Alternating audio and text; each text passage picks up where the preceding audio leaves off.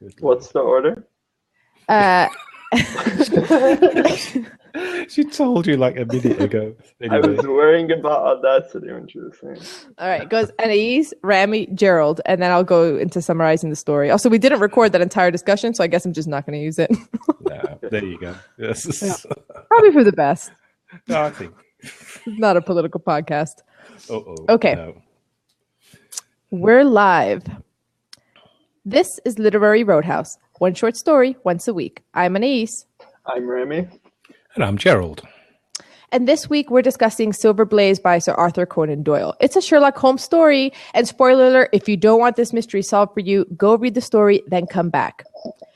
So Sherlock Holmes is on the case. Silver Blaze, a favorite to win at the horse races in Dartmoor, has gone missing, and his trainer, John Straker, has been murdered. The clues point to a bookie named Fitzroy Simpson, who bet against Silver Blaze. John Straker's corpse clutched Simpson's cravat, which Simpson admits is his, but still maintains that he is not the murderer. Holmes finds clues in the ordinary and infers that John Straker was killed by Silver Blaze, the horse. Spoiler alert. Straker had a mistress with expensive tastes. He was in debt. His plan was to bet against the horse and ensure his winnings by maiming the favorite, Silver Blaze. But Silver Blaze defended himself, and Straker died by a hoof to the head. But where was Silver Blaze all along? A rival trainer found him and kept him hidden with intentions to return the horse after the big race so that his own horse, the favorite to win number 2, would come in first. So I'm just doing all those spoilers so we can just discuss the story. Also, I feel like I've seen this copied. Yeah? This horse thing. Yeah, I can't remember where, but there was some TV show I watched that did the exact same thing, only instead of a white thing on the forehead, it was like a white leg, one white leg that they painted black or brown. Anyway, what did you guys think? Moral of the story, the mistress always gets you. Yeah. That's a good one. I don't think so. Yeah. So what did you guys think of the story?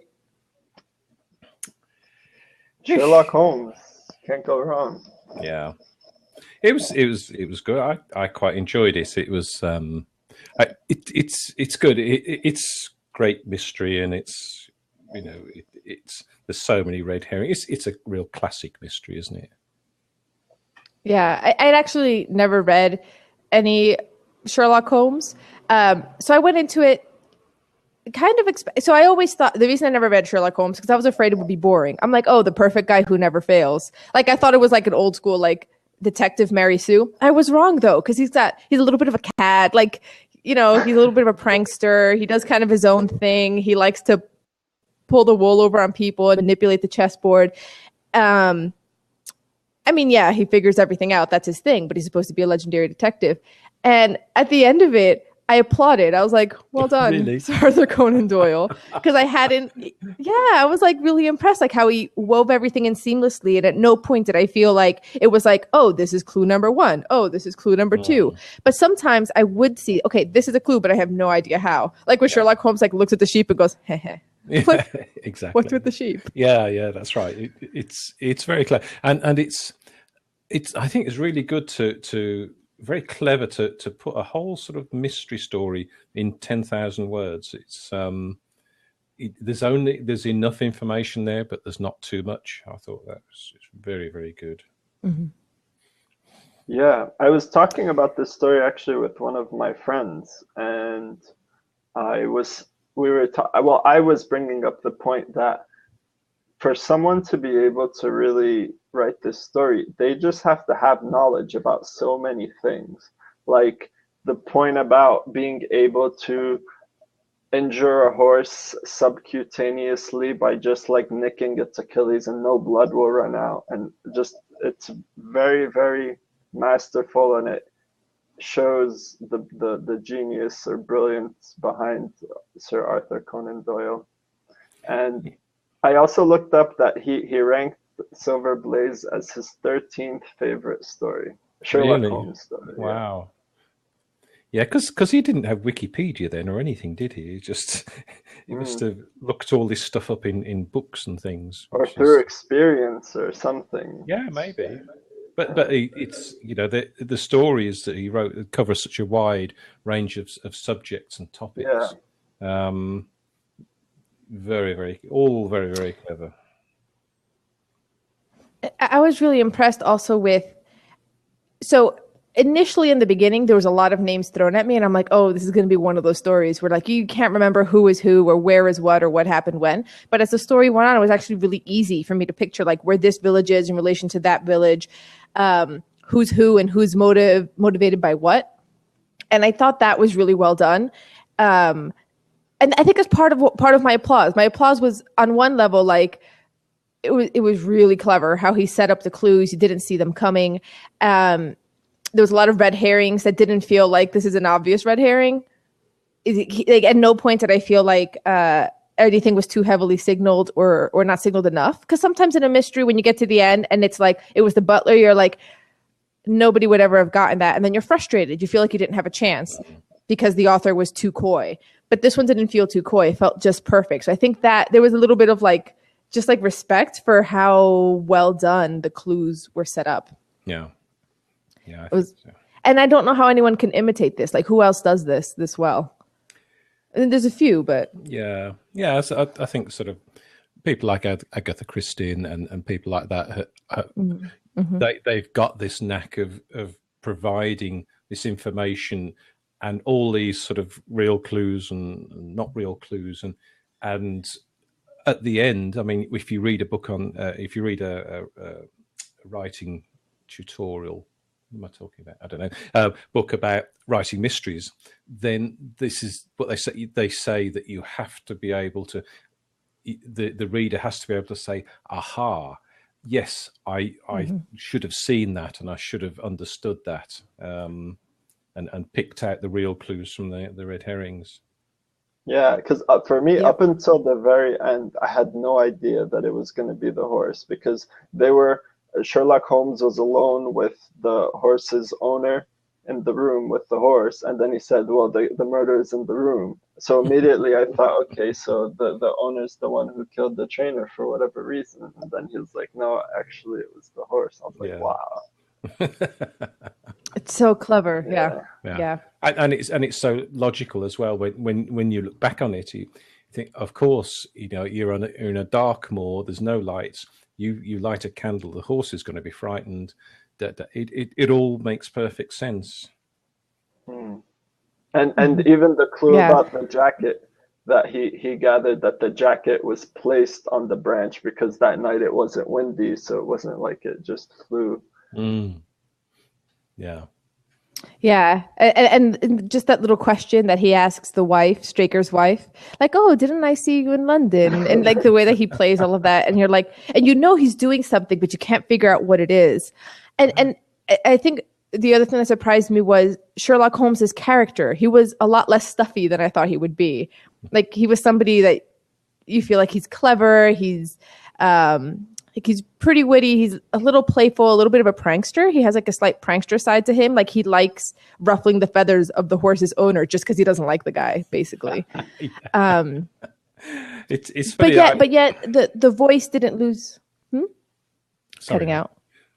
Yeah, I stopped speaking because you were speaking. So I mean, I come from a generation where we used to watch black and white films of Conan Doyle stories, and I can't remember the actor's name, but the actor who played Sherlock Holmes then was quite stuffy, was quite aloof, and didn't play the character well in the book. But the what's his face? The ones that have been on television recently. Robert Downey Jr. You're cutting out. Do you mean Benedict Cumberbatch? Benedict Cumberbatch, yeah. The most recent? Yeah, and he's the series. He's got that playfulness. He's got that ability to see things, but still play with people and make it lighthearted too, which is good, I thought. Yeah, and what I was going to say also was, and even though it wasn't as stuffy as I expected, it's still sort of like the prose. I felt like, it was very easy to scan, but it still felt like of the time. Like, I felt like it took me back. I felt like I was in Dartmoor just because of the way that it was written. The word, it was so British. It was like, just like the word choices, the sentence constructions. I was just like, it was just like a nice experience as well. Yeah, I was surprised when I saw what had been chosen, and I thought this is a strange story to read, but actually, once you start reading it, you forget all that, and you really enjoy the story and the aspects of the story and the mystery. Yeah. I did share your thoughts in the beginning, and I used about a lot of names and places being thrown at you. And actually, when that was happening for me, I did look it up just to get, not like I didn't spoil it for myself, but just to get a handle that it was even talking about a horse, because that part I didn't get. But I attribute that to my own impatience, because if I had waited and kept reading, it all would have been revealed in due time. Mm-hmm. Yeah. And I had forgotten that these are told from Watson's point of view. Yeah. Yeah. No, and then because you're in Watson's point of view and Watson admires Holmes so much, you admire Holmes as well. There's this sort of feeling of like, because Watson is like in awe of him at all times, even though Watson by his own right is a very smart doctor, but somehow like always a step behind. Although I thought it was a little strange. So this is now my 2016 sensibilities coming in, where he like refers to Holmes as my companion. I'm like, odd choice. No, I didn't think that was strange. Okay. You're just so innocent, Remy. Very innocent. Yeah, it's fine. It's so fine. I mean, probably at the time it was, I feel like the way that we use words change over time, of course. And at the time, probably it was very normal. But like now reading it, I'm like, is this a gay thing? I mean, it's not. Probably it's not. But yeah, it is. Yeah. Yeah. Is there anything that you guys didn't like about the story?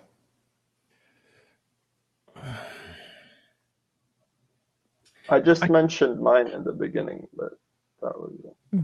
Yeah, and also I think I suppose the writing is a little bit it's not very clever. It's very straightforward, very simple. It's telling a story and that's good, but it's not what I would have.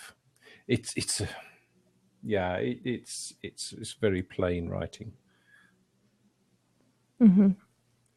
And I think if we were to compare this then to the other stories that we've read, is this one feels like you're engaged in a game. Like throughout the whole story, you're in a riddle, but it's not quite like some other stories you've read where it's like, this is the truth about the human condition. This is the way that people grieve. Like there's all these like deep insights into what it is to be alive.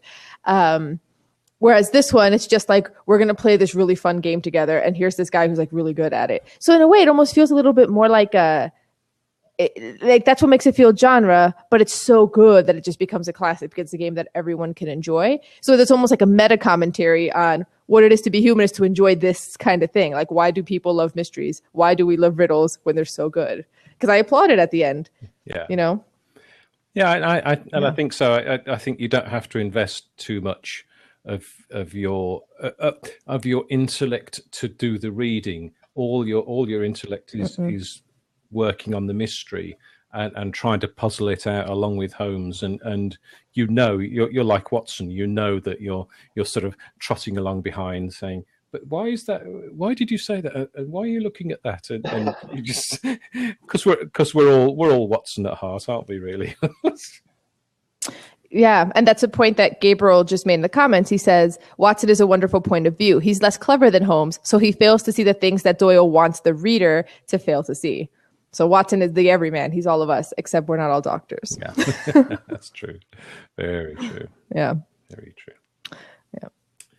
And I kind of liked the way that he drew some of the other characters.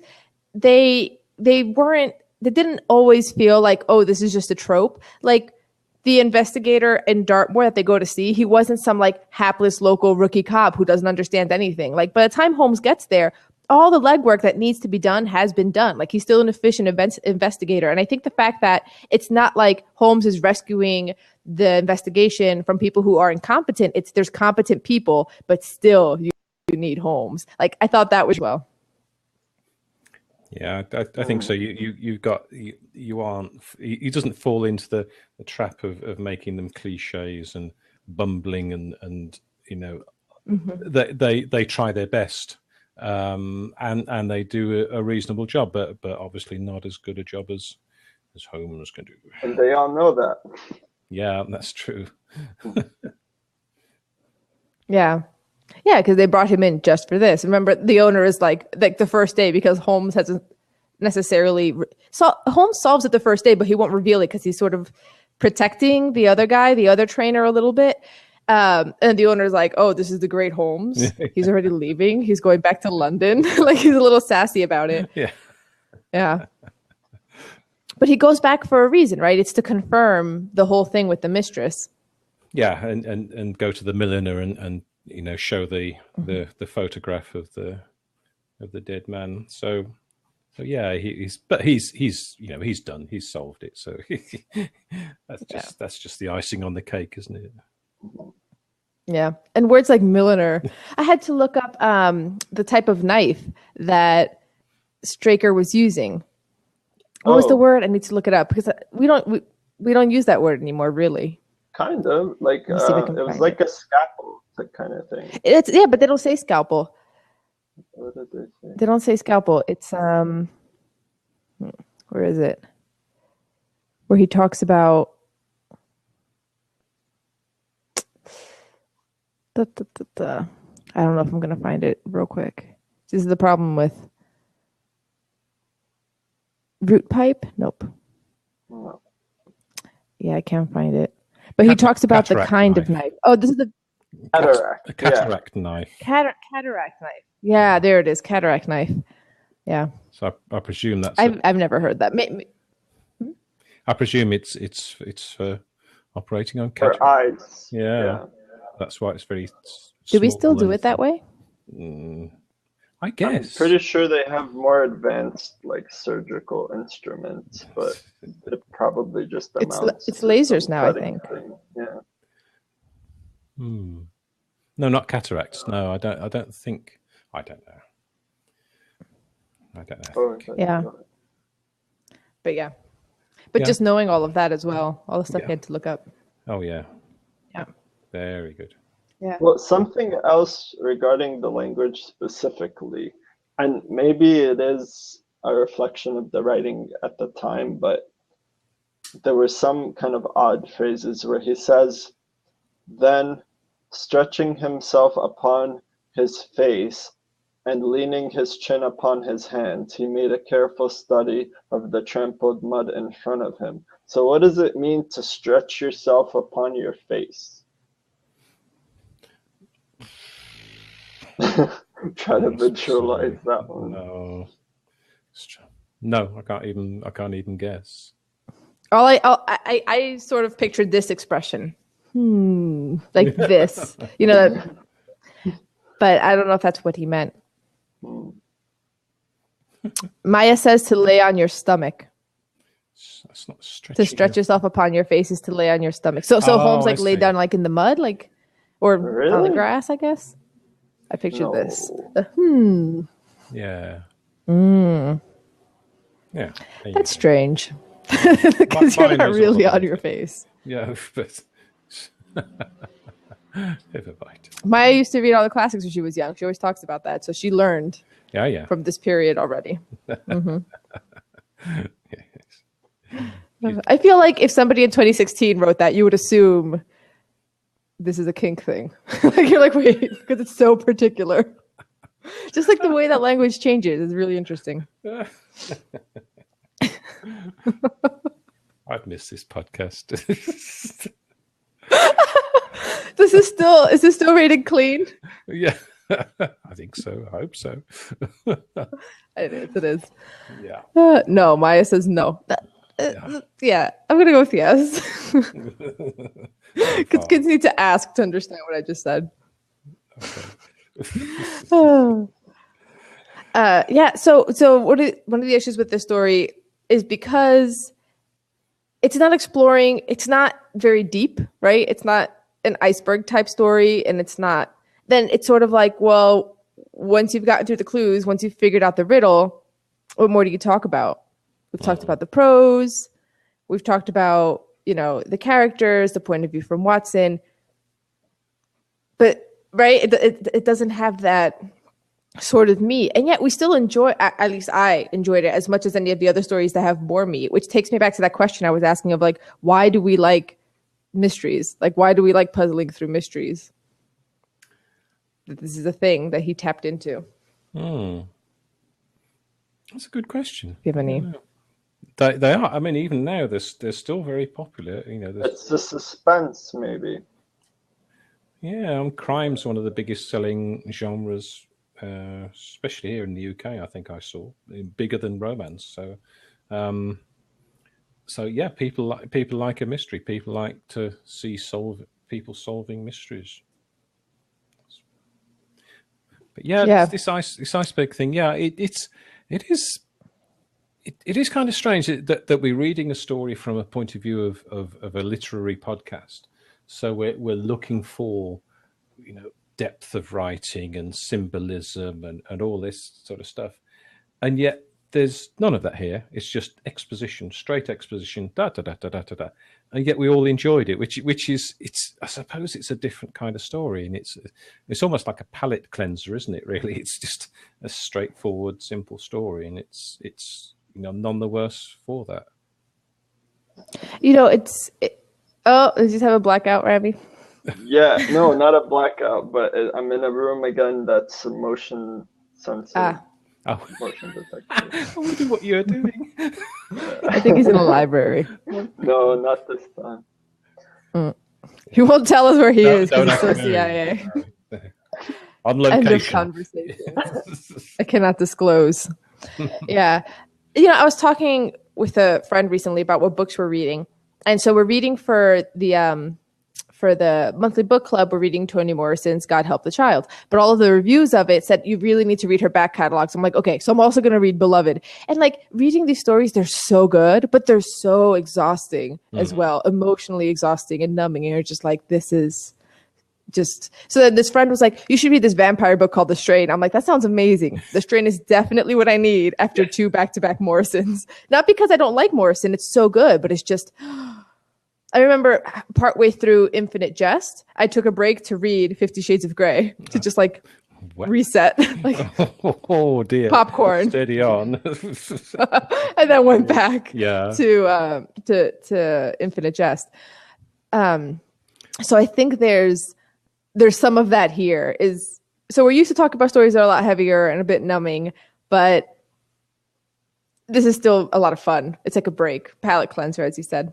Yeah, but then it's hard to discuss. Yeah, I think also there's like we said that with a sort of iceberg analogy that we like stories with depth, but on top of the surface of the water, there still has to be a story. We still have to engage with the story. So it's not all about depth. So if you like this, we're just looking at the surface of the iceberg here. There's very little depth, but it's fine. And but sometimes, yeah, it's all under the surface, isn't it? And we've criticised some stories that don't have a sort of understandable, interesting, engaging narrative on the surface. So it's quite difficult to find a story with both of those. But here it's just straightforward. Yeah, and I think listening to you talk, you're zeroing in on something here, which is if you don't have depth, then the surface better be a lot of fun. There better be plot twists, suspense. The narrative needs to be really engaging. And I think that also might be why we like mysteries, because a good mystery feels like a plot twist at the end. Like, it was the horse. Yeah. Actually, I remember the very first story we did for this podcast. We wanted the first episode to be special. So we wanted a really short story that you could read aloud. And the story that we had 3 to choose from. And the one that we said, oh, this is probably the best for reading aloud, was the one that had the plot twist, which was Kate Chopin's The Hour. And we specifically chose that because we're like, if we're going to force the listeners to sit there for 7, 8, 9, 10 minutes and just listen to us read the story, it can't be like and this is what grieving feels like type of story. It needs to have that twist to keep the engagement. Yeah. But again, I don't know where to go from here. No. Maya. Help me. Well, I have another question, and Yeah. this is kind of nitpicky, but since we have time to discuss it, there was another sentence that caught my eye when he's talking about the other inspector, and he says, Inspector Gregory, to whom the case has been committed, is an extremely competent officer. Were he but gifted with imagination, he might rise to great heights in his profession. So in that sentence, what is the purpose of the word but here? He says, were he but gifted with imagination. Could have just said, were he gifted with imagination, and still conveyed the same meaning. Yeah, that's like I said, the way we use language, like if you were to analyze the way we talk today, we have a lot of expressions that there's no reason why you need to be putting it that way in terms of just what words mean or grammatically, but everybody uses those phrases. And then a few decades later, you look back and you're like, why did people say that? I remember George Orwell's famous piece on writing where he talks about the politics of the English language. Yes, and he has this whole thing where he goes on a tiny tirade about when people would use the nots before something, like, not unflattering, not uncommon. Yeah, instead of just saying those. Common. I hate those. Yeah, I really took everything he said in that paper to heart, and I share like that with people to this day. Yeah, but the reason why you put those words in there's usually at the time it's either on trend. That's the way that people are writing, and people mimic each other without realizing. Like if you look at the way that blog writers write, I've noticed all of a sudden like a word will come, into vogue for like a week and then it's gone again because everyone's reading the same stuff. So I think with the not uncommon, it's for the connotation. Like you don't want to say common, you want to have a little twist. So I think it's the same thing here. Like were he but gifted, like with imagination. So it's like artistic flair. Like it puts you, for me, it helps put me in the time. That's how people spoke then. Yeah, I think that's what it is. I think it's sort of, it didn't bother me because I've come across that sort of construction before, but when you look at it, it seems to make that much sense. But yeah, I think it's just a thing of the time. Yeah. I mean, you're right. You could just say, were he gifted with imagination? And you still got that little zinger.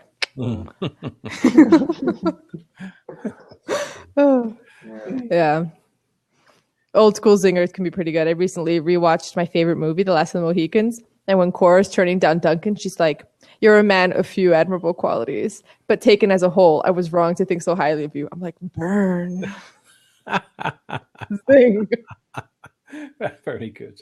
I haven't actually seen that movie. Yeah. That's your favorite? Anyway, yeah. So I don't know really. That's all. Anything else you guys wanted to say, or we can rate it and go to the game? Yeah. We're being told off for being off topic here, so as if it's never happened before. No. This never happened. Never. Okay. So I can go first. I'm going to rate it, I guess. See, it feels strange. This is the Kenichi prophecy again. Mm-hmm. I keep thinking of everything else. So on its own, I just feel like it's a 5. By the end of it, I was impressed. I liked it. It was an enjoyable experience, but the heavens didn't open up. Okay. Mm-hmm. Joe, do you want to go or you want me? Yeah. I've just written 5 on my piece of paper here because it was enjoyable. There wasn't the depth of writing and the other stuff that we look for in this podcast, but I certainly enjoyed it, and it had a satisfying ending. So yeah, it was a good solid 5. For me, it's a 6. What? Yep. Wow. Didn't expect that. Well, yeah. Wow. Yeah. Craftsman and wordsmith and writing. Maya gives it a 3.5 and is side-eyeing Rami. Well, you can't say anything because you're not part of the Okay. And on that note, let's move on, shall we? Yeah, let's choose next week's story. I'm going to host the game, but what are you guys submitting?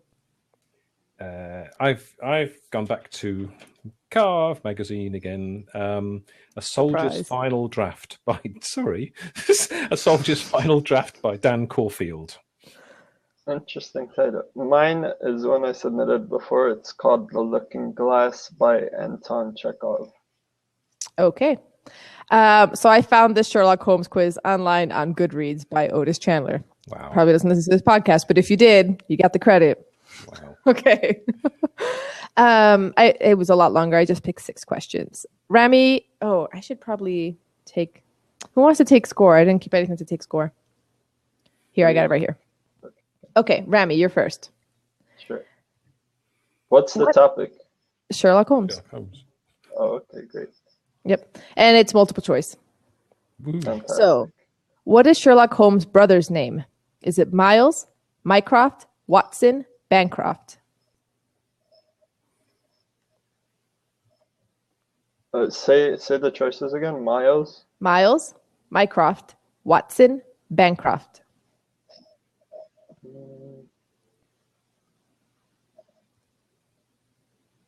I think let's go with Mycroft. Yep, Mycroft. That's his brother's name.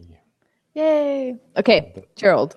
You. What is Sherlock's vice? Is it tobacco, opium, cocaine, cigars? So is it a pipe, cigars, cocaine, opium? It's opium. It's cocaine. I thought it was opium too. Whoa. You did cocaine? That's what the quiz said. I thought it was opium. No. Well, I would have thought he always has a pipe too, so that should count as another vice. Maybe back in the day. Yeah, they're talking about it in their time. That's a Different dodgy time. Quiz. Dodgy quiz. Are you sure it's opium? Because if the internet says it, I didn't fact check it, but if it says opium, I will give it to you. And then Otis Chandler, you let me down. You see, we can fact check this with the Google. It says on Wikipedia. It's cocaine. Habit. Cocaine habit. Sherlock Holmes does cocaine. Now we know. Wow. Okay. I thought it was opium. Mm. Okay. Rami, who is Sherlock's mortal enemy? Is it Professor Moriarty, Mycroft Holmes, Mrs. Baker, or Blofeld? Moriarty. Yep, Moriarty. Okay. Gerald. Yeah. Who are the Baker Street Irregulars? Is it a group of Holmes's friends who drop by at odd hours, a group of street children Holmes uses to solve cases, a group that consists of anyone who has ever roomed with Holmes, or what Holmes calls people who bring him a new case? Oh. Bum, bum, bum, bum, bum. That's interesting. Is it friends? Is it his friends, children that help him solve cases, anyone who's ever boarded with him, people who bring him cases? People who bring him cases. You froze. Oh, you cut out a little bit. Did you say people who bring him cases? I did. Hello? Hello, I'm here. Yep. What did you say? I said people who bring him cases. Nope, it's a group of street children he uses to solve cases. Oh. Yeah, it's kind of strange. Yeah. Okay, Ravi. So Holmes and Watson live on Baker Street. What is the number? Is it 221B, 22B, 210B, 22B, A? I don't know. This is the quiz said. So is it 221, 22, 210, 200? What happened to all the letters in the first one? They're all B's. Otis Chandler made this quiz, guys. All right. Pick it up with him. 221, 200. And what were the other two? 22 or 210. What's the street name? Baker Street. 22. Nope, 221. Okay. Yep. Gerald, this is to tie Rami and go into the tiebreaker, or else Rami wins. What did Dr. Watson do before he met Holmes? He had a private practice. He was an army sergeant. He was a naval officer. He was an army surgeon. He's an army surgeon. That's right. You guys are tied. We're going into the tiebreaker. Ooh, spooky. Yep. So the tiebreaker is the first Holm novel is A Study in Scarlet. When was it published? Closest to your wins. Oh.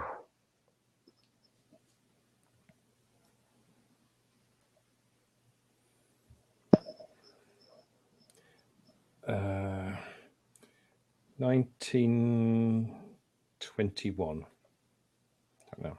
Okay, Rami?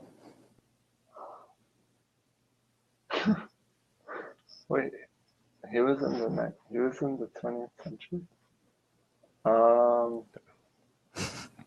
1900. Rami is closer. It was 1887. Yeah, I thought it was in the 1800s, but Wow. yeah, okay, cool. Yep, 1887, the first one. Okay, Rami, so what are we reading? The Looking Glass by Anton Chekhov. Okay, I'm excited. We haven't read one of the Russians in a while. But before you go, let me tell you another mystery. Gerald, Rami, and I keep telling you, oh, this was the old one. I haven't updated it. Okay, we told you that Gerald was on vacation, but was he really? Where could Gerald have really been? Review the evidence with your fellow detective listeners in the comments section to the story at literaryroadhouse.com. More clues can be unlocked by leaving a review on iTunes, Stitcher, and Spreaker. Gerald was last seen on our other shows, the Literary Roadhouse Book Club and the Bradbury Challenge. So check those out for even more clues. Also, you may need to pay for forensic analysis and unearthing the truth of where Gerald had been for the past 2 months. Support our investigative efforts and these podcast expenses at patreon.com/Literary Roadhouse. Every bit helps. And as always, share this podcast with your number one suspect. Until next time, read a good story. Very good. I had to change that on the fly. Yeah.